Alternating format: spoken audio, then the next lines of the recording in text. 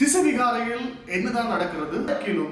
பௌத்தம், அதாவது தமிழ் பேசுகின்ற பௌத்தர்கள் நாட்டில் காணப்பட்டிருக்கிறார்கள்.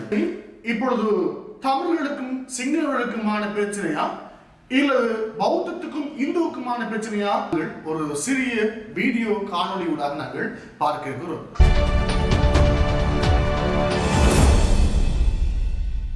அனைவருக்கும் வணக்கம். உங்கள் முதல் தர செய்தி வழங்குனர் லங்காஃபோ ஊடகத்தினூடாக உங்களை சந்திப்பதில் மிக்க மகிழ்ச்சி.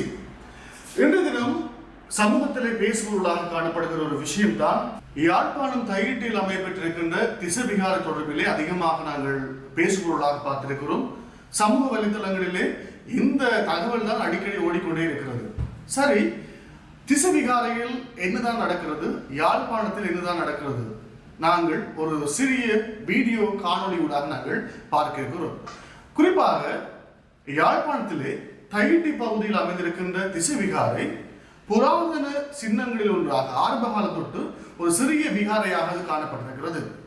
இந்நாட்டிலே விஜய் வருகைக்கு முன்னர், குறிப்பாக கிமு 6ஆம் நூற்றாண்டுக்கு முன்னரான காலப்பகுதியிலே இயக்கர் நாகர் என்கின்ற மக்கள் கூட்டம் இயற்கை வழிபாட்டோடு காணப்பட்டார்கள். ஆனால் இந்த விஜய் வருகைக்கு பின்னான காலப்பகுதியிலே, குறிப்பாக இந்தியாவிலே அசோக சக்கரவர்த்தி கலிங்கத்து போரினால் துயர் கொண்டு பௌத்த மதத்தை தழுவிக்கொண்டார். இவ்வாறு பௌத்த மதத்தை தழுவிக்கொண்ட அசோகன் கடல் கடந்த நாடுகளுக்கும் அண்டை நாடுகளுக்கும் பௌத்த மதத்தையும் பௌத்த கோட்பாடுகளையும் பரப்ப வேண்டும் என்ற எண்ணத்தோடு செயற்பட்டார்.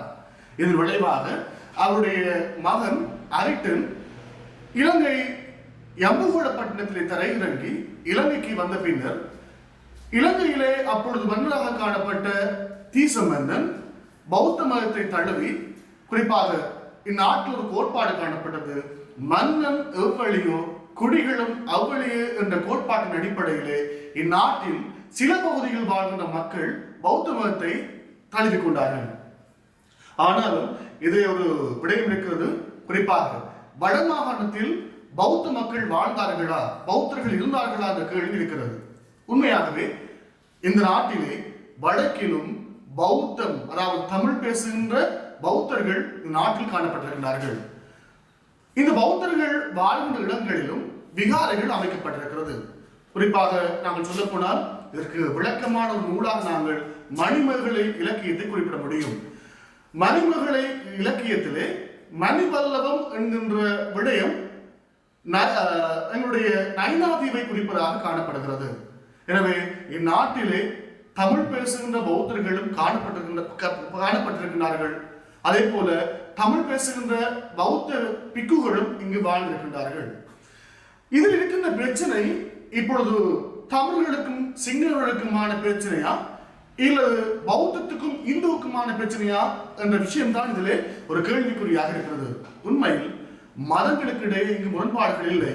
ஆனால் மதங்களை அரசியலாக்குகின்ற இங்கு வாழ்கின்ற அரசியல்வாதிகளால் தான் இந்த பிரச்சனைகள் எழுந்து கொண்டிருக்கிறது.